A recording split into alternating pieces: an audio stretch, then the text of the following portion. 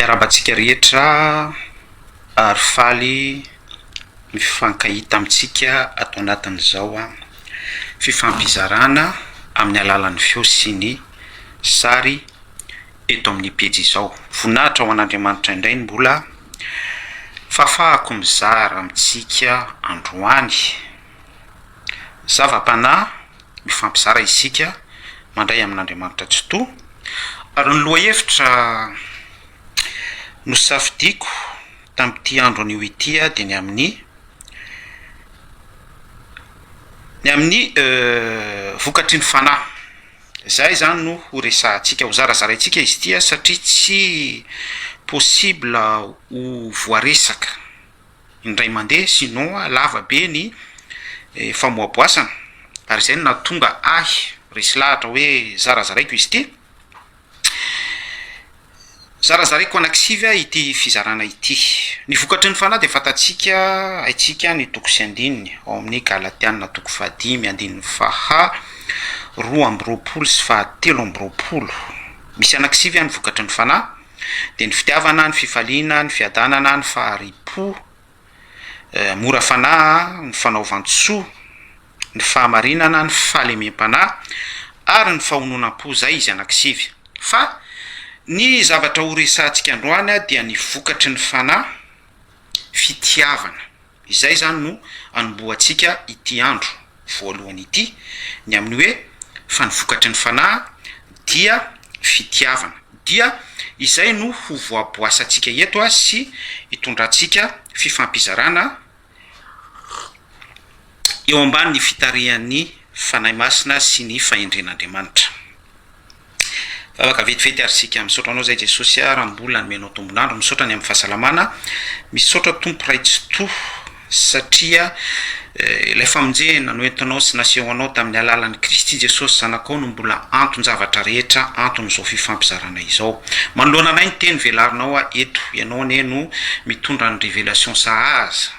Tsy mijanona fotsiny ihany amin'ny contexte izay ny révélenao an'izany tamin'ny Paoly sy ireo concerné tamin'ny vanim-potoanany fa anio ihany koa zay dia mangataka petsaka anao ray tsy to anazava ny heviteny aminay tsiraray hitondra ny rema teny manokana ary s'adresser aminay ianao amin'ny alalan'ny vokatry ny fanahy fitiavana anio. Ankinay aminao ny fotoana rehetra, ankinay aminao ny zay mety ho interférence, ankinay aminao ny momba anay tsiraray avy ny toe-ponay mba ho tanlonaka anjakan'ny teninao dia ny vokatry ny fanahy fitiavana izany.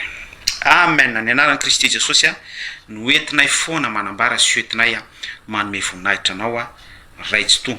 Ny tomboka asian'ny fanambarana, ny fanambarana, ny fifampizarana, ny vavaka dia lay raha maherin'i Jesosy Kristy aina fanekena vaovao natolony teo ambonin'ny hazo fijaliana. Alleluia. Eny ary lasy ranabavy mamerina manonona ny fiarabana amintsika rehetra, manonona ny tenim-pitahina. Misaotra betsaka ihany koa ny amin'ny réaction anareo, ny retournareo any amin'ny page isan-karazany ihany hatrany amin'ny YouTube. Tsy voatery hoe amin'izay retour zay tsy voatery hoe miandry appréciation be aminareo, tsy any akory ilay izy fa araka ny voasoratra misoratra masina hoe izay tokony ho nataonay ihany no ataonay. Izasa ny mpanompon'Andriamanitra hafa, ianao ihany koa dia mpanompon'Andriamanitra. Rehefa vitanay izay tokony ho nataonay, izay tokony ho nozarainay dia ampy anay izany. Be da be ny fanakanana, be da be ny zavatra tahaka izany, ireny dia mahatsara zavatra avokoa reny. Ary rehefa tarafina ratsoratra masina dia betsaka amin'ireny fanakanana ireny ihany koa no tena hoe ilazako azy vitamine, tena hoe calcium, tena hoe vaccin mampitombo, mampiorina hatrany hatrany ary mametraka hatrany ilay valeur any tenin'Andriamanitra mihoatra amin'ilay contexte actuel, ilay contexte amin'izao vanim-potoana iresantsika izao nofo manohatra ny fanahy. Ary zay zavatra zay tena mampahery be mihitsy. Amen.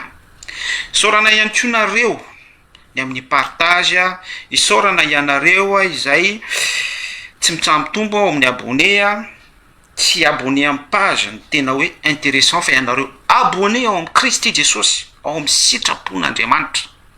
Zay no tena important izay, abonné ho ao amin'ilay fiainana mandrakizay. Zay zavatra izay tena important be mihitsy ary asiko tsindrim-peo. Avery koa tsy ilay abonnement anareo, ilay hoe super fan ianareo eto amin'ny page, izay no tena zava-dehibe, fa ianareo abonné ao amin'ny tontolon'ny sitrapon'Andriamanitra, ao amin'ny tontolon'ny fiainana mandrakizay. Zay zavatra izay sœur sy frère no tena zava-dehibe. Irosoarisika amin'ny teny izay fampizarantsika, vokatry ny fanahy. Misy anankisivy ny vokatry ny fanahy, fa ny vokatry ny fanahy ho resantsika amin'ity andro voalohany ity dia ny vokatry ny fanahy, Galatiana 5:5, andiny 2:20, fitiavana. Alleluia. Inona hoe ny zavatra ho resantsika? Ny zavatra ho resantsika dia ny vokatry ny fanahy, fitiavana. Fony vao nanomboka ny zara teto amin'ny Facebook dia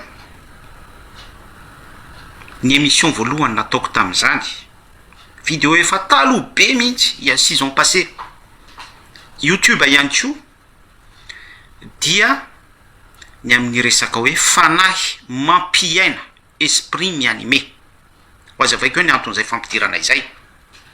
Ny antony dia izao: ny zavatra rehetra misy eto amin'ity tany ity, ny rivotra mitsoka rehetra, ny fiarahamonina misy, ny contexte actuel izay iainantsika sy affrontentsika, izay miteraka pression eo amin'ny fiainantsika, dia misy ilay antsoina hoe fanahy mampiaina ao ambadiky reny.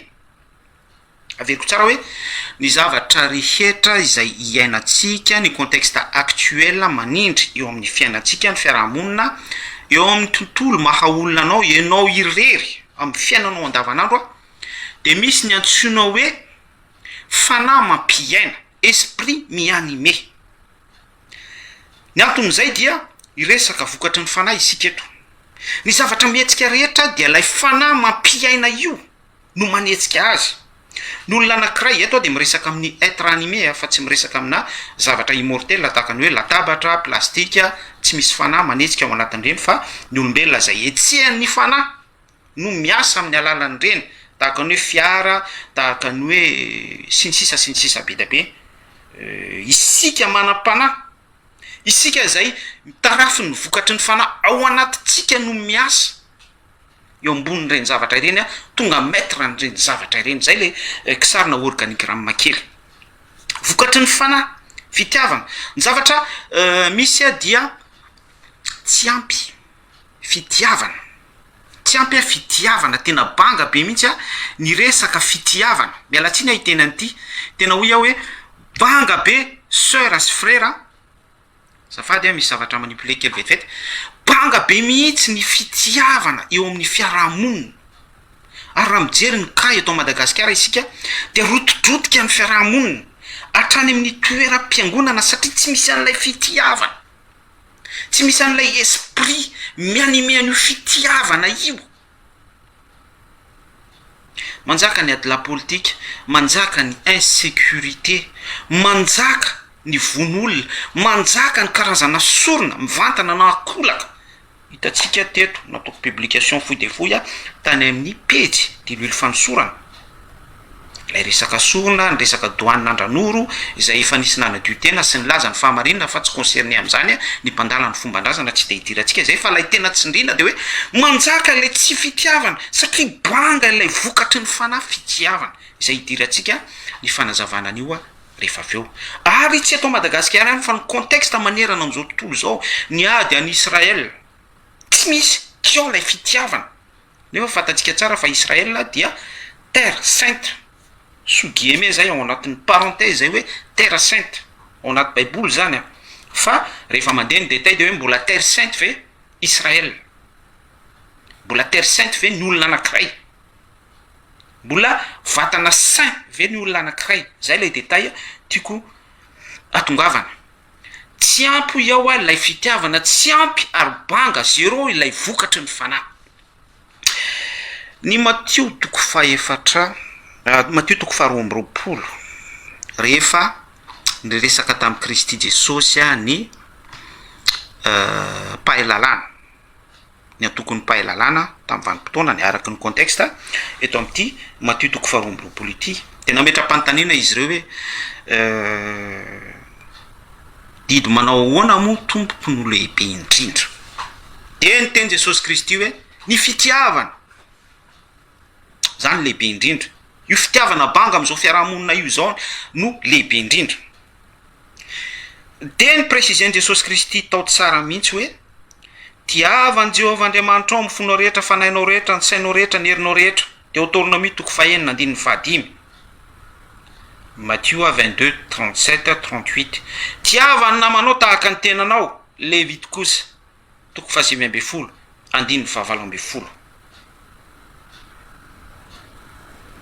Izany no didy lehibe indrindra. Ary tsy izany ihany fa no tsindriny Kristy Jesosy mihitsy fa izany didy roa lehibe fitiavana izany no iantonany lalàna sy ny mpaminany rehetra. Izany didy lehibe izany anankiroa izany ao anatin'ny fototra anankiray eo amin'ny hazo anankiray fitiavana dia izany fitiavana izany no iantonany lalàna sy ny mpaminany rehetra. Teo ade ny teny fa ny fiarahamonina dia tsy misy fitiavana. Ny mampanehelo dia ny tontolo mpanompoana dia tsy misy an'io fitiavana io. Ity vokatry ny fanahy ity raha zavaiko amintsika dia izao.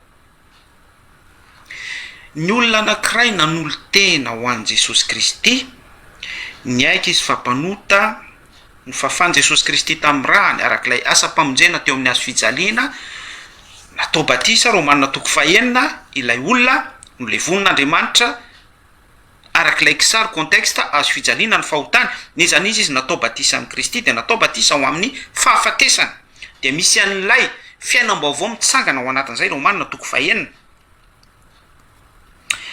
Dia rehefa tanteraka ny procédure selon an'ny fahendren'Andriamanitra miasa eo amin'ilay olona amin'ny alalan'izay hoe fibebahana izay, dia misy vokatry ny fanahy teraka amin'izay ao anatin'ilay olona amin'ny alalan'ny hoe Andriamanitra tonga maka possession, maka toerana ao amin'ilay olona. Andriamanitra dia fanahy. Ilay Andriamanitra tondroina hoe fanahy no tonga maître manjaka amin'ny conscience sy ny toe-pon'ilay olona, satria izy ny lasa tonga mpanjaka amin'ny tenan'ilay olona mino izay nanolo tena araky ny sasy teny nataoko tao hoe nandalo fibebahana, nandalo fifonana, ny aiky ny fahotany rehetra sy ny sisa rehetra, dia ny fanaiky alliance ny amin'ny hoe anao ny sitrapon'Andriamanitra amin'izay, hiara-dalana amin'Andriamanitra amin'izay, manaiky ho tarihy ny fanahy amin'izay. Dia misy an'Andriamanitra fanahy maka possession amin'ny alalan'ilay hoe Andriamanitra fanahy possible mitari-dalana, possible mihitsy ihany koa hoe maka toerana ao anatin'ilay olona mihitsy araky ny fahendren'Andriamanitra. Azadino fa izay tariny fanan'Andriamanitra dia zanak'Andriamanitra, zany hoe Andriamanitra mitarika fa tsy ao anaty, fa misy ihany koa ny processus izay dimension miakatra ambonimbony kokoa, Andriamanitra mihitsy ao anatin'ilay mpino amin'izay fotoan'izay sady mitarika no mpanjaka ao anatin'ilay mpino Andriamanitra tsotoa. Dimension hafa ihany koa zay izay efa misondrotra hatrany hatrany, ary izay dimensionna izay dia mampiditra ny mpino anankiray amin'ny fanamboarana ny état de corps, mamono an'ilay rasy semence, rasy adamika mpanota atao amin'ny sahany tena, satria misy Andriamanitra fanahy izay incorruptible, izay tsy azo trapahitanana, être subtil izay tsy hitany maso izay célestialy, resaka ara-panahy zany resantsika izany, no maka possession ao anatin'ilay olona. Dia satria Andriamanitra fanahy no tafatoetra ao anatin'ilay olona, dia misy lojika ao anatin'ny tontolon'ny soratra masina sy ny processus ny fahamarinana amin'ny alalany hoe Andriamanitra fanahy mitoetra ao anatin'ilay olona, misy vokatry ny fanahy teraka ho azy ao anatin'ilay olona. Dia io zavatra resantsika eto hoe fitiavana. Ho zavaintsika izay fitiavana izay rehefa avy eo arak'ilay toko sy andinina efa narositsika teo. izao anefa hoy isika teo hoe banga de banga ny fitiavana eo amin'ny fiarahamonina. Isika dia milaza fa samy efa nandray an'i Kristy Jesosy daholy. Hatramin'ny mpanao politika rehefa mamita ny discourny izy de miteny foana izy momba antsika Andriamanitra. Fa rehefa jerena eo amin'ny fiarahamonina, rehefa jerena eo amin'ny fiainana andavanandro, de tsy ao ilay fitiavana. Zany hoe ilay Andriamanitra resahana, ilay soratra masina imazy ny fitiavana, ilay toky sy andininy atao slogan ohatra hoe fa ny fitiavana ny lehibe indrindra, na ihany koa hoe aza matahotra minofontsiny any Madagasikara ny Kristy eto miakatra ity firenena ity sy ny sisa rehetrarehetra, envelope fotsiny, ety ivelany ambalazo fotsiny, etikety fotsiny, na atao moyen tsotro zao mihitsy par discernement, amonosana n'ilay toetra ao anaty izay mbola tsy voatolotra tamin'i Kristy Jesosy, tsy voatolotra ara-pilazony tsara, tsy voatolotra selon ny fahamarinana sy ny verité takin'ny Baiboly, arak'le efa nyresantsika teo hoe mifona, mibebaka sy ny sisa rehetra ahafahan'Andriamanitra maka toerana ao anatsika. De miariary lay asa nofo malgré hoe tonona daholo ty karazana verset biblika fitiavana sy ny sisa rehetrarehetra ity, fa ariary ny contexte misy am'izao vanim-potoana izao sy ny efa misy eo amin'ilay toetra n'ilay olona sy ny fiainan'ilay olona, fa tsy misy vokatry ny fanahy fitiavana mihitsy ao anatin'ilay olona. Hatreo tokony hazava amintsika fa Andriamanitra dia fanahy. Andriamanitra fanahy no maka possession amin'ny mpino anankiray na amin'ny olona anankiray eo amin'ny fiarahamonina anankiray na firenena anankiray. Dia satria Andriamanitra fanahy no maître eo amin'ilay contexte resahana, dia misy vokatry ny fanahy mitsiry sy mifo revele miasa eo amin'ilay contexte resahana. Mazava be zany kisary zany. Tiavan'i Jehovah Andriamanitra ao amin'ny fonao rehetra, ny fanahinao rehetra, ny sainao rehetra, ny herinao rehetra. Tiavany namanao tahaka ny tenanao. Fa ny fitiavana ny fahatanterahana ny lalàna. Ozy ny Romanina 10:7-10. De raha mbola mijery ny contexte actuel ihany sika, manana ny lalàna ny izao tontolo izao izay plagiat ny Baiboly, aza mangalatra, aza mamono olona, aza izao sy ny sisa be da be, ny obligation na interdiction sy ny sisa rehetra, code pénal, code civil, plagiat ny Baiboly daholo reny ho iaho. Zao anefa ny fitiavana no fahatanterahana ny lalàna. Tsy miteny ny soratra masina Romanina 7:7-10 fa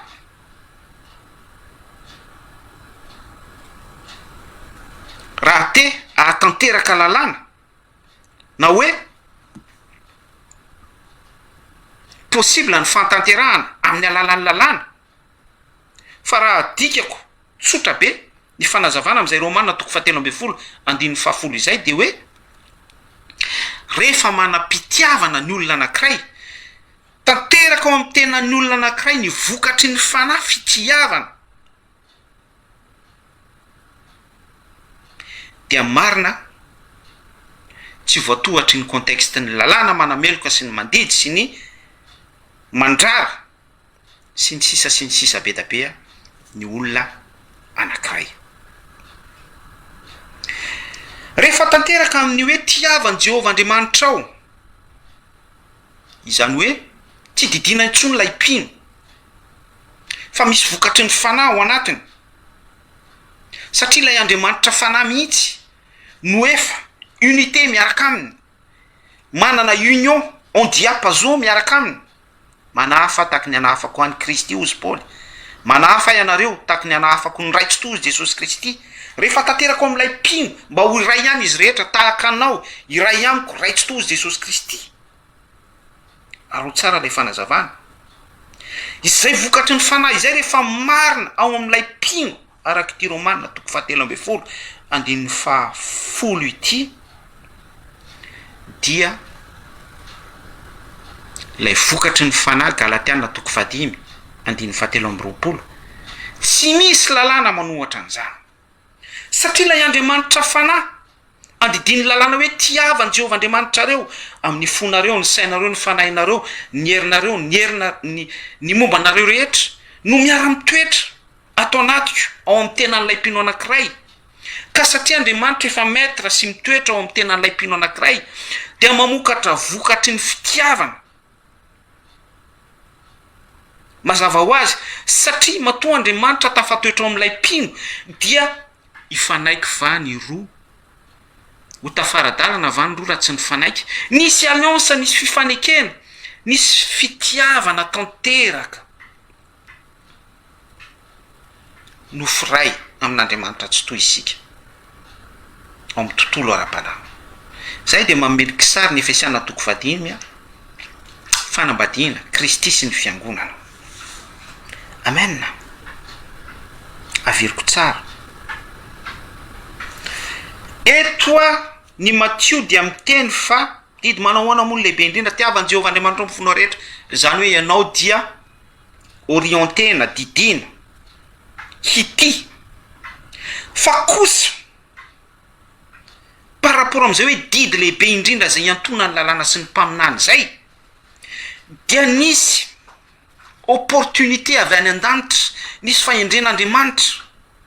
Satria ianao tian'Andriamanitra, izy efa tianao taloha, dia tanteraka izay fifankazahoana izay, izay fifandraisana amin'ny tontolo ara-panahy izay, ka lasa nisy fifamatorana, lasa nisy lien, lasa iray amin'Andriamanitra tsy toy isika, tahaka an' Jesosy Kristy iray tamin'ny ray tsy toa, union parfaite ao anatin'ny tontolo celestialy sy ny tontolo ara-panahy, dia tanteraka zay le hoe fahatanterahana ny lalàna. Mahatanteraka ny lalàna isika amin'ny alalan'ilay vokatry ny fanahy zay atao anatintsika. Satria Andriamanitra no efa miara mitoetra amintsika. Ilay secret dia Andriamanitra tsy didina amin'ny lalàna, fa izy dia tanteraka. Kristy ny farany lalàna, Andriamanitra ray tsy toa eo ambonin'ny lalàna. Ny lalàna natao an'ny mpanota.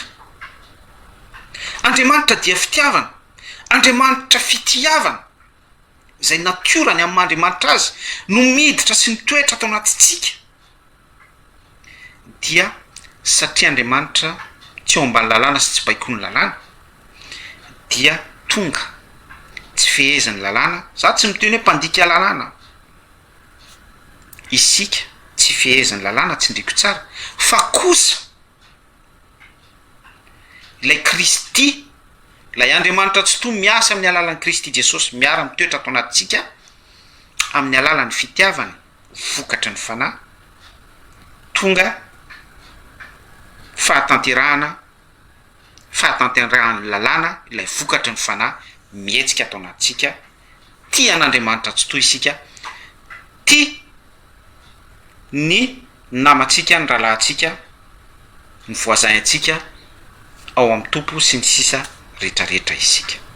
Hatreo izany dia satria manam-pitiavana vokatry ny fanahy ny mpino anankiray, ny olona anankiray, ny firenena anankiray dia miaina vokatry ny fanahy. Dikan'izay dia ao aminy ny fanatanterahana ny antsoina hoe ara-dalàna. Tsy misy lalàna manohatra ny fiainan'ilay olona fa mikorina tsara ao anatin'ny fiarahamonina manoloana ny contexte famarinana ny soratra masina, ny mpino na ny fiangonana anankiray na ny firenena anankiray sy ny sisa rehetra. Raha mamaky ny ohabolana 7:12 isika dia zao ny voasoratra ao amin'ny anaran'i Kristy Jesosy hoe fa ny fitiavana manarona ny ota rehetra. Raha mbola ataoko dika teny ihany, reveleko aminao ny secret ombadika izany dia hoe ny fitiavana ozy ny bokon'ny ohabolana fahendrena manarona ny ota rehetra. Ny ota dia fandikan-dalàna, mbola miresaka lalàna ihantsika par rapport amin'ilay hoe vokatry ny fanahy izay avy amin'Andriamanitra tsy toa nomeny tamin'ny alalan'i Kristy Jesosy zanany tafatoetra atao anatintsika. Ilay hoe manarona fahotana dia isika rehetra dia mpanota tamin'ny alalany Adama sy Eva. Fa noho ilay vokatry ny fanahy fitiavana dia ny karazan'ota rehetra izay andidin'ny lalànantsika sy andrarany lalànantsika dia voasaro n'ilay vokatry ny fanahy. Tiavany Jehovah Andriamanitra ao amin'ny fonao rehetra, ny sainao rehetra, ny fanahinao rehetra, ny herinao rehetra, tiavany namanao tahaka ny tenanao. Amen. Averiko tsara. Ny fandidina sy ny fandrarana rehetra izay tsy araky ny volonté divine, izay manimba ny fifanekena amin'Andriamanitra tsotoa, izay miviole ny alliance,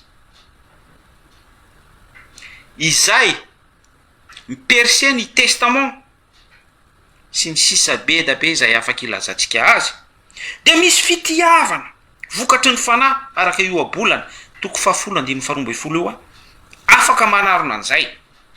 La hoe manarona dia ao ihany tahaka ny hoe misy vilany dia misy sarom-bilany dia ao anatin'izay ny sakafo. Zany hoe voatahiro ilay fitiavana sarona tsy hita ety ivelany. Tsy antoka famonjena izay ary eo ny mahasarotra sy mahatery ny lalana makany an-danitra. Ny vokatry ny fanahy zany, malgré hoe asa tanan'Andriamanitra, tsy asa tanantsika satria isika dia être corruptible, isika dia vatana, mety maty mety lo, isika dia nateraka tamin'ny ofo, nitorotoroana tamin'ny ota. Andriamanitra dia fanahy, izy mitoetra ao anatintsika mamokatra vokatry ny fanahy. Dia izay fiarahana izay, satria isika mbola misy nofo manohatra ny fanahy, or anefa Andriamanitra mihetsy tamin'ny alalan'i Jesosy Kristy miara mitoetra amintsika ao anatin'ny tontolo ny soratra masina sy ny tontolo-piainana izay hitondrany antsika ho any amin'ny vokatra selestialy, vie céleste.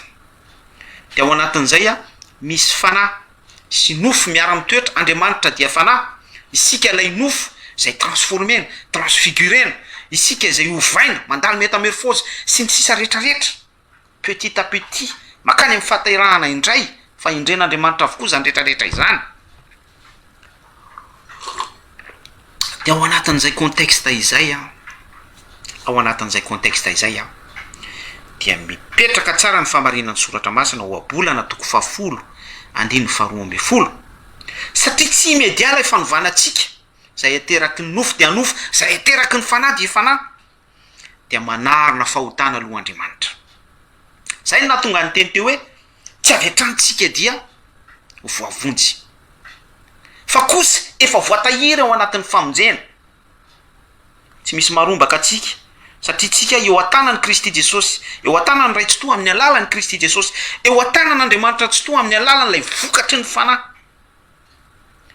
eo an-tanan'Andriamanitra tsotoa ao anatin'ny valam-pamonjena amin'ny alalan'ny fitiavana, les fruits de l'esprit. Ao ihany ilay fahotantsika, ao ihany ilay nofo, satria tsika nateraka tamin'ny ota taranak'i Adama. Alleluia. Ao ihany izay, ao ihany ilay hoe ho faty isika fahafatesana, ao ihany ilay hoe handalo vovoka ny nofontsika, ozy natao amin'ny sahany Edena, vovotany namoronana antsika, vovotany ihany koa nahafatesantsika. Ao ihany daholo zany rehetrarehetra izany, imaginaire, ny fahotana, ny ota. Fa heureusement vokatry ny fanahy, fitiavana, Andriamanitra fitiavana, mamoa fitiavana vokatry ny fanahy ato anatintsika dia manarona ny fahotana. Mampalahelo iaho, averiko ihany, averiko foana, tsy sasatra mamerimberina an'izany. Potika ny fiarahamonina, potika ny fiombonam-bavaka, potika ny tena ny isam-batan'olona, ny tanora, ny génération amin'izao vanim-potoana iresantsika izao, satria tsy ao ilay vokatry ny fanahy, na dia hoe manarona fahotana fotsiny ihany ary, fa mitanjaka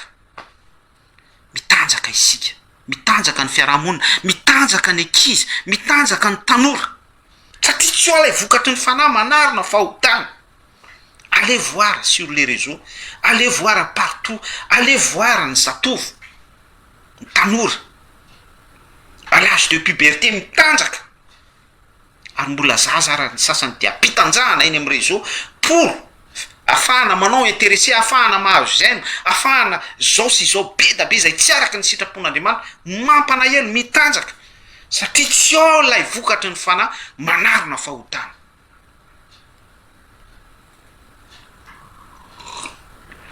Raha eto koa somary miakatra kely ny fanambarana dia be da be ny mpitory tenin'Andriamanitra, mpizara tenin'Andriamanitra, mpitondra toriteny tahaka an'izao ataoko zao a, mitanjaka tena mampanelo le any amin'ny bokin'ny Apokalipsy hoe fantatro ny fahorinao a, ny fitanjahanao a, ianao milaza ny tenanao, manan-karena sy efa niary fananana be, ay ianao lay ory ferena farofy mitanjaka borita imazina lay fahotana tao am'sahany tena, ary nijery ny tenany Damaseva ka nahatsiaro fa nitanjaka izy satria nisy ota tafiditra tao anatiny, niala lay fitiavana nanarina fahotana. Zay ry havana no antony natongavan Jesosy Kristy teo amin'ny hazo fijaliana, manondraka indray an'ilay fitiavana tao an-danitra tao a, nanondraka atsika farahorana, manondraka an'izao tany zao, manondraka atsika pino an'izay tsika pino zay manaiky an'izany, ifoazana io fitiavana io indray ao anatintsika, amoazana io fitiavana io ao anatintsika, mba anana fitaifina isika, tsy sehony fitanjahantsika, tsy sehony enatritsika, minimum tokony ho ananatsika izany. Alleluia.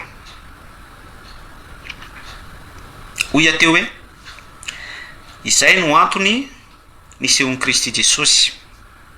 Jaona 5:17 efa haitsika rehetra, tsy misy manana fitiavana lehibe noho izany, noho izao dia nanolorany Kristy Jesosy ny ainy ho faty amonjeny atsika. Jaona 5:17. Vokatry ny fanahy Andriamanitra dia fanahy, eo foana ny resakitsika, fa nisy cadeau du ciel, nisy cadeau avy tany an-danitra tany, lay Andriamanitra fanahy nandefa vokatry ny fanahy tao an-danitra tao, dia iza ny zanan'ilay tokana. Tsika mantsy raha mieritreritra vokatry ny fanahy dia orienté kokoa amin'ilay fampidirana, nampidiriko tany am-piandohana hoe ny zavatra rehetra misy a dia vokatry ny fanahy daholo ny mahatonga an'izany, ny sorona, ny von'olona misy fanahy ao ambadiky reny, oui, lay vokatry ny fanahy, lay fanahy maître an'ilay olona no mahatonga an'ireny, misy sitrana, misy mona miteny, misy malemy mitsangana sy sisa rehetra, oui, vokatry ny fanahy daholo satria misy fanomezam-pahasoavana miasa ao anatin'ireny. Ny zavatra rehetra dia vokatry ny fanahy, zaza mizara aminao dia vokatry ny fanahy, ianao zay tery ao am-ponao te afantatra ny sitrapon'Andriamanitra dia vokatry ny fanahy daholo zany, satria misy fanahy manetsika anao ao anatin'ny tontolo ny fanahy, dia misy soafy sy etaeta arak'ilay fanahy ao anatinao miasa manetsika anao amin'izay tontolo ara-panahy zay. Fa eto dia misy cadeau, Jaona 5:17, tsy misy manana fitiavana lehibe noho izany, tsy misy manana ny vokatry ny fanahy lehibe no io asa tanan'Andriamanitra tsy toa avy tany an-danitra io. Andriamanitra dia fanahy, nandefa vokatra izy, vokatry lay fanahy tao an-danitra, dia ny zanaka lay tokana izay tao an-tratrany ray, tao an-tratran'ilay fanahy, nataon'Andriamanitra ambany kely noho ny anjely, natao naka ny toerantsika sy anao a, tonga nahalala ota nefa olona, tonga mpanota nefa tsy nahalala ota, vokatry ny fanahy, nanolotra ny aina ho faty hamonjy atsika, vokatry ny fanahy, fitiavana lehibe an'Andriamanitra irery zay, izay vokatry ny fanahy Jesosy Kristy zay. Io vokatry ny fanahy io mila voaraitsika, io vokatry ny fanahy io mila reconnaissant amin'izany isika. Ary eto dia nisy tsindrim-peo, zay no mampiavaka ny fivavahana amin'ny Kristy Jesosy amin'ny Andriamanitra i Abrahama, Isaka, Jakoba, Israel, Andriamanitra ny nofo rehetra par rapport amin'ny karazam-pivavahana hafa. Azavaiko teo a de ny teny misy vokatry ny fanangeza be, cadeau du ciel nomen'Andriamanitra raitsy to Andriamanitra dia fanahy dia tsisa fa Jesosy Kristy, io lay vokatra tsara be. Voarainao ve sa tsy voarainao averiko tsara, ary apetrako aminao fantaniana dia valio any am-pona ho any. Voarainao ve io cadeau du ciel io, voarainao ve io vokatry ny fanahy io. Fa be da be ny religion mirenonseany io, atombotsika amin'ny judaisme. Tonga tao amin'ny azy izy fa ny azy tsy nanaiky azy, tonga tao amin'ny jiosy izy fa ny jiosy tsy nanaiky, tsy nandray an'io vokatry ny fanahy io. Fa ndraisinao ve ny vokatry ny fanahy Kristy Jesosy, Andriamanitra fitiavana. Lay Andriamanitra fitiavana dia Kristy Jesosy. Ahafahanao mandray azy dia natao ambany kely noho ny anjely, satria Andriamanitra fanahy dia tsy afaka ananatsika relation noho isika izay être corruptible, tsy afaka ananatsika accès, tsy afaka ananatsika opportunité ny mifamatotra aminy sy mifandray aminy, fa noho ny fitiavana vokatry ny fanahy tao amin'ny tenany, fahafenon'ny tenany, dia nihetra izy tamin'ny alalan'ny Kristy Jesosy, tonga cadeau du ciel izy, tonga vokatry ny fanahy izy, fitiavana Jesosy Kristy. Betsaka ho eo ny religion ny bouddhisme miresaka an Jesosy Kristy izy, manam-pitiavana ry zareo, zareo amin'ny occultisme, ry zareo any amin'ny tontolon'ny fandalana ny fifehezana ny pouvoir sy ny ohatran'izany. Tena misy manam-pahendrena ry zareo mpanao yoga, oui, manam-pitiavana, fa tsy ho fitiavana Jesosy Kristy io. Attention, tsy io fitiavana Kristy Jesosy io, tsy io cadeau du ciel io, tsy vokatry ny fanahy io. Alléluia. Zay no mampiavaka anao, zay no mampiavaka atsika izay. Tsy maintsy ekenao zany lay asa-pamonjena teo amin'ny hazo fijaliana, vokatry ny fanahy, asan'ny fanahy. Sao ianao manao ohatran'ny silamo hoe docteur tsotra fotsiny ihany fa tsy maty nombona teo amin'ny hazo fijaliana. Mandany lay vokatry ny fanahy izany, mandany Jesosy Kristy, mandany lay divinité ndraitsy toa nasehoany tamin'ny alalan'ny asany Andriamanitra tsy to tonga vokatry ny fanahy tamin'ny alalan'i Jesosy Kristy. Jaona 5:17, tsy misy manana fitiavana lehibe mihoatra noho izany, nanolorany ny zanany lay tokana vokatry ny fanahy ho atsika. Satria lavinao izay, lavinao ny vokatry ny fanahy, dia hitatsika ny vokatra hoe manahoana na dia misy eo amin'ny endrika fitiavana ary ireny karazana toko-pivavahana isan-karazany ireny, manana ny toe-panaraka an'Andriamanitra ozy ny bokin'ny Timoty, ireny ihany koa dia alaviro. Alléluia.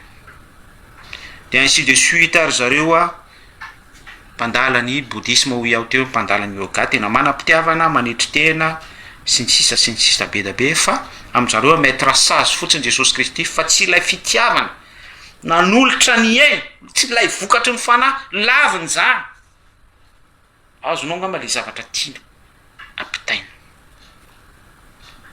Tsy izay no tonontsika izay ihany, fa be da be mihitsy na ny kristiana ary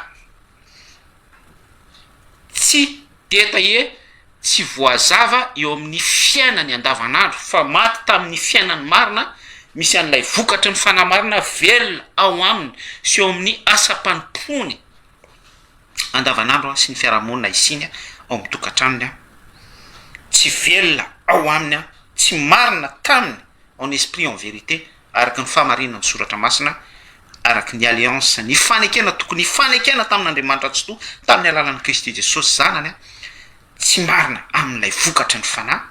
Réflexion zany ataoko zany fa tsy jugement.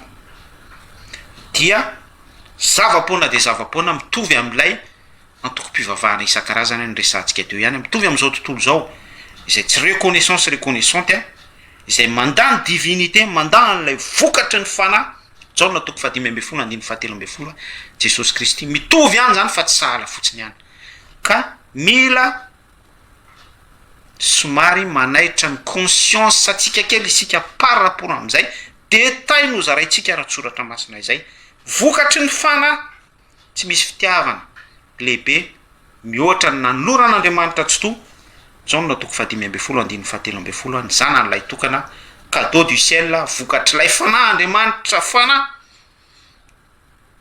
jesosy kristy izay zavatra izay zay fitiavana lehibe indrindra izay zay vokatry ny fana lehibe indrindra izay cadeau avy amin'andriamanitra tsy to de ambony ny zavatra rehetra mididy sy ny lalàna na ihany ko lay Matthieu 22 nambarantsika teo iantona ny lalàna sy ny mpaminany eo amboniny zany rehetrarehetra izany vato fe izoro ary izay no antony hoe rehefa mandray any Kristy Jesosy mandray sy miaika n'lay asa-pamonjena teo amin'ny azo fijaliana ianao miaiky tanteraka n'lay vokatry ny fanahy cadeau du ciel nomeny ray tsy to tamin'ny alalany Kristy Jesosy zanany manaiky an'izay divinité fiasan'andriamanitra amin'ny tontolony ara-panahy voamarina raha-tsoratra masina sy hatrany amin'ny fitsanganana eo amin'ny voninahitra izay dia dikan'izay voaray anao ihany koa ilay vokatry ny fanahy fitiavana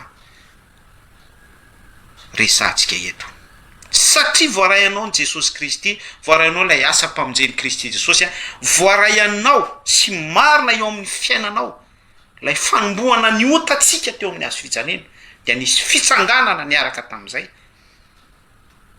dia tonga marina eo aminao fa miara mitoetra aminao ny fahamarinany soratra masina miara mitoetra aminao andriamanitra ray tsy to amin'ny alalan'ilay fahamarinan'ilay zavatra nambarany Jaona 15:13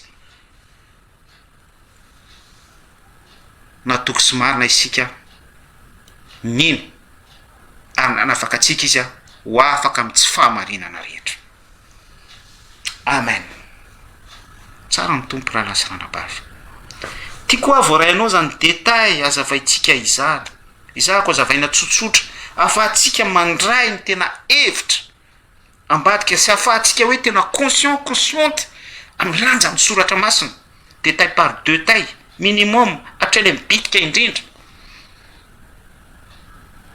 averiko ihany fa ety sady tery lalana makany an-danitra vitsy no mahita azy be da be mahay verset biblika be da be no manana ny procédurany izy rehefa mivavaka be da be no manana fanetretena amin'ny fifadikana sy ny sisa rehetra fa raha tsy marina amitsika ny Jaona 15:13 io vokatry ny fanahy io cadeau du ciel io tokony anana fahatsapana ny amin'izay fahamarinana izay isika satria isika de efa manana manomboka sy efa manomboka manana relation amin'Andriamanitra tsy to ao anatin'ny antsoina hoe intimité de misy fanazavana sy fahazavana entin'Andriamanitra manazava ny fahamarinana zany azavaina izany amitsika de tokony anana fahatsapana isika hoe aiza ho aiza ny toerako aiza ho aiza ny fahamarina tenako par rapport amin'ny herin'ny filazantsara sy par rapport amin'io vokatry ny fanahy Jaona 15:13 io alleluia voatserisika de nyresaka teto hoe mampalahelo fa distrait ny olona rehefa distrait ny olona dia izao tontolo zao ny lasa kafizany lasa tiana lasa mihoatra ny fitiavany an'Andriamanitra izao tontolo zao malagna mananao an'izay pub zay lasa onikena mazo 4 dia mifantoka any ny olona misy bogosy any amarontsehatra dia mifantoka any ny olona misy an'izao sy izao etseroa dia mifantoka any ny olona lasa mirona any ny fitiavan'ny olona zany rehetrarehetra zany de ivelan'ny dieu de mamono any amin'izay toeran'ny haren'ny olona dia any ko ny toeran'ny fony vokatry ny fanahy daholo zany satria izay ilay fitiavana izay ilay fanahy eo ambony no manosika azy ity an'ireny zavatra rehetrarehetra reny orienté sy focalisé any ny fijeriny orienté sy focalisé any ny fitiavana 2 Timothée 3:4 no manambaran'izay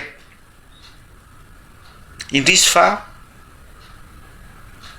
ao anatin'ny contexte farandro isika any amparany ihany ny olona dia sy ny tsisa be da be ho ty fafinaretana mihoatra ny fitiavana an'Andriamanitra.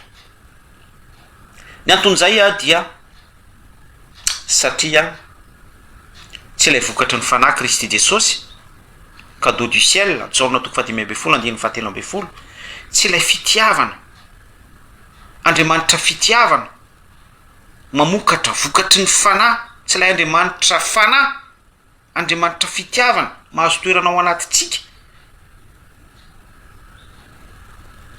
Tsy ao izy dia normal, rehefa tsy ao izy dia vida ny toerantsika, dia zavatra hafa ny maka ny toerantsika, ilay ny tany sy antsika rehetrarehetra teo. Ary izay indrindra no mahatonga ny réflexion ohatran'izao hoe raha mbola tiantsika mihoatra ny fitiavana an'Andriamanitra ireny zavatra rehetrarehetra ireny, raha mbola misy tiany reniny ny zanany ny arenany ny tomobilany sy ny sisa be da be zay afaka ilazantsika azy, Matthieu 10 misy an'izany, 7:30 any. Raha mbola misy tiany zanany reniny jerevany le balance mihoatra ny fitiavana an'Andriamanitra dia tsy azo atao hoe mpianatra izy. Ity vokatry ny fanahy resantsika eto ity zany izay mametraka balance eo amin'ny fiarahamonina, mametraka ny balance eo amin'ny intimité atsika sy ny relation atsika hatramin'ireo être cher akaikitsika. Attention fa izay ny ambaran'ny Matthieu 10 eto ray, zanaka, vady, rafozana, ny asa mandraraha, ny zavatra zay en possession ao rehetrarehetra, fiara sy ny sisa rehetra, ny vola, arena. Raha mbola misy fitiavantsika mirona amin'ireny mihoatra ny fitiavana an'Andriamanitra, tsy mandrara ny baiboly hoe tsy tokony ity an'ireny isika, fa le fitiavana misy balance takin'Andriamanitra tsy toa amintsika. Satria Andriamanitra dia mitaky ny fahamarinan'ilay hoe tiavany Jehovah Andriamanitra ao amin'ny fonao rehetra, ny sainao rehetra, ny fanahinao rehetra, ny herinao rehetra, didy lehibe amintsika. Verina amin'ilay hoe vokatry ny fanafona.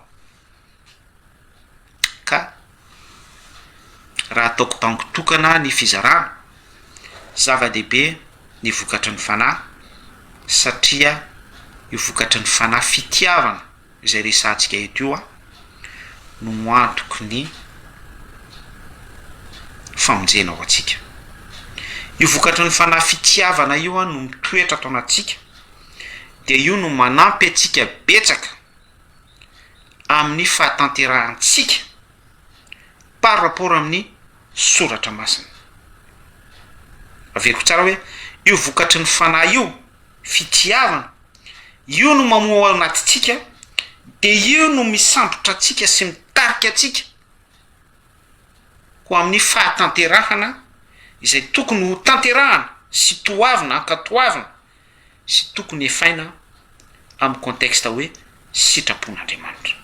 Raha vao tsy ao io vokatry ny fanahy fitiavana sujet resantsika eto io dikan'izay dia tsy afaka hanao ny sitrapon'Andriamanitra mihitsy isika.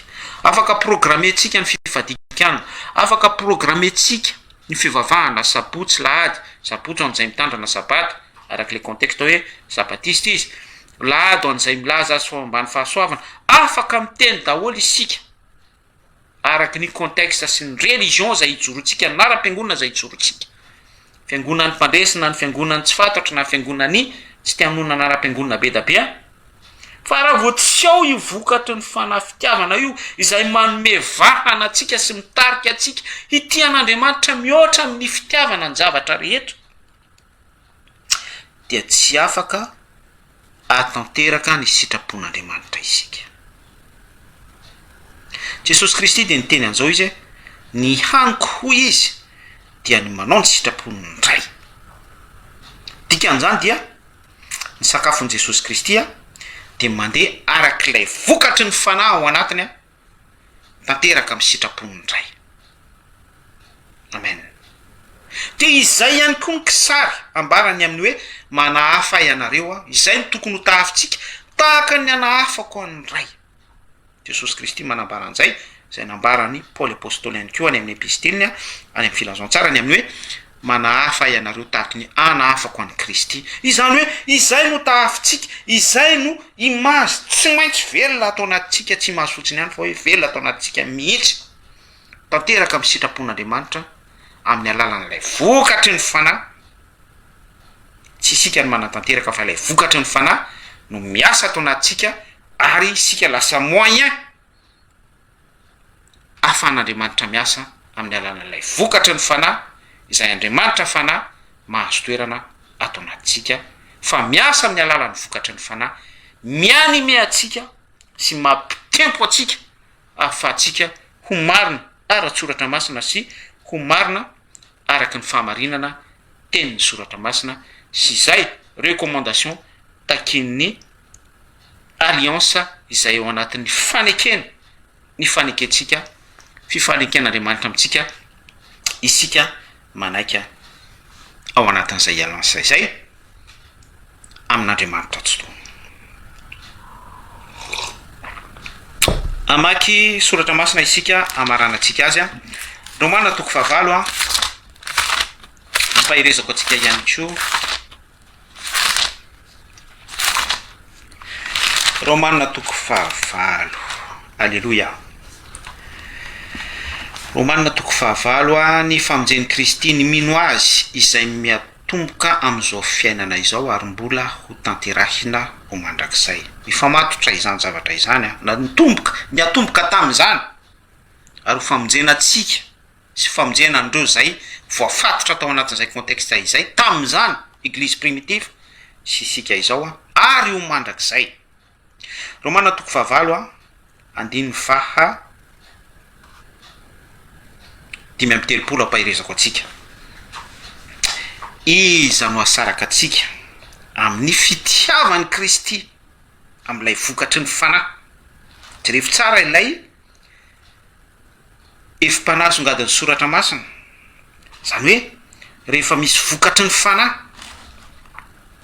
manapaka eo amin'ny tontolo mpanompotsika dia mamatotra atsika amin'ny Kristy izay vokatry ny fanahy izay zany hoe anao zany sœur sy frère raha misy vokatry ny fanahy ao anatinao dikan'izay dia tsara fatotra amin'Andriamanitra tsy toy ianao amin'ny alalan'i Kristy Jesosy zanany amen iza no asaraka atsika amin'ny fitiavany Kristy vokatry ny fanahy dia fitiavana fahoriana va sa fahantrana sa fanenjehana sa misary sa fitanjana sa loza sa sabatra andiny fahina amin'ny 30 araka ny voasoratra hoe fanonony aminao a no namonona anay mandrakariva toy ny ondry ho vonoina no fijery anay kanefa amin'izany rehetra izany dia manoatra no mpandresy isika amin'ny alalan'ilay tiatsika manazava sy manamarina ny zavatra nyresantsika teo inona no asaraka atsika amin'ny Kristy Jesosy amin'Andriamanitra tsy to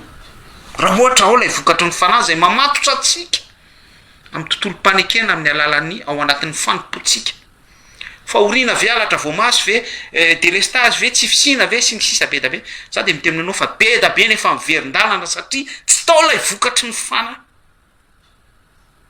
fa ianao kosa manamarina ny soratra masina manamarina ny tenin'Andriamanitra fa ianao dia misy vokatry ny fanahy ary ianao dia tsara fifatorana amin'Andriamanitra tsy to ary mbola mijoro foana ianao ninina contexte efa nandeha teto nandalo teto ny covid nandalo teto ny karaza-pahoriana isan-karazana nandalo teto ny tsifisina nandalo teto ny mosary nandalo teto ny zavatra isan-karazany be da be mangeja manodidina izay a nefa tsy tery very-hevitra nefa tsy mamoy fo isan-karazany sœur sy frère na matory aritsika mandalo amintsika ny nofo-ratsy tsapatsika ny avizanana tsapatsika ny farenana tsapatsika ny zavatra rehetra mitambesatra ny nofo ety amin'ity zao tontolo zao ity no ahitanareo fahoriana inona no asaraka atsika tsy misy satria misaotra ny tombo misaotra ny ray tsy to fa misy an'ilay vokatry ny fanahy Jesosy Kristy mamatotra atsika ao anatin'izay tontolo hoe ho mandrak'izay le contexte famonjeny Kristy mino azy ao anatin'ny contexte mpamonjena lay soramandry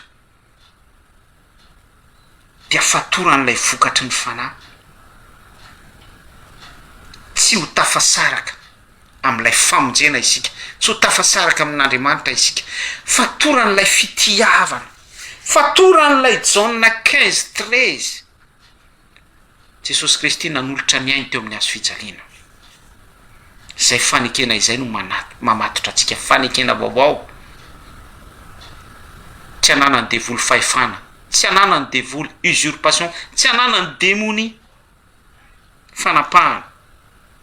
Tsy misy mahasaraka antsika amin'Andriamanitra tsy to. Ianao ihany koa dia tsy misy mahasaraka anao amin'Andriamanitra tsy to. Fa orina ve sa fahantrahana sa fanenjehana sa mosara sa fitanjahana sa afaka pinao contexte be da be izany. Fa raha marinao aminao fa misy vokatry ny fanahy ao anatinao, dia ny vokatry ny fanahy no mamatotra anao amin'ny famonjena, mamatotra anao amin'ny ray tsy to. Toy ny ondry ho vonoina no fijery anay, ny fijery atsika. Zao tontolo zao dia mikendry atsika, manodidina atsika, misase atsika. Mikendry zany dia hoe andatsakaina, ary zany ny tena fiertéan'ny démonie hoe misy mpino anankiray laviny, misy mpino anankiray nazerana. Zany ny tena troféan'ny démonie. Averiko ihany, tsy misy mahasaraka anao amin'ny famonjena, tsy misy mahasaraka anao amin'ilay fianana mandrakizay izay voatahiry ho anao raha tena marina ao anatinao ny vokatra ny fanahy. Zay resantsika eto. Raha lasaranabavy mino aho fa anapaka eo amin'ny fiainanao hatrany hatrany ny vokatra ny fanahy sy ny herin'ny filazantsara izay no azoko nambara nampahirizako anao sy nozaraiko taminao tamin'ny anaran'i Kristy Jesosy tsara fifatorana ianao satria misy vokatry ny fanahy, lay fitiavana lehibe indrindra famonjena teo amin'ny hazo fijaliana mamatotra anao amin'ny ray tsy to. Tsy mijanona fotsiny hanao mpanelanelana atsika fa tena hoe mamatotra atsika mihitsy, mitondra atsika ho any amin'ilay hoe mba ho iray ihany tsika rehetra, iray amin'ny ray ihany koa tahaka an'i Jesosy Kristy, iray tamin'ny ray, iray ao isika rehetra ao anatin'ny tontolony hoe famonjena. Dia raina ny tompo. Zay ny azoko nambara.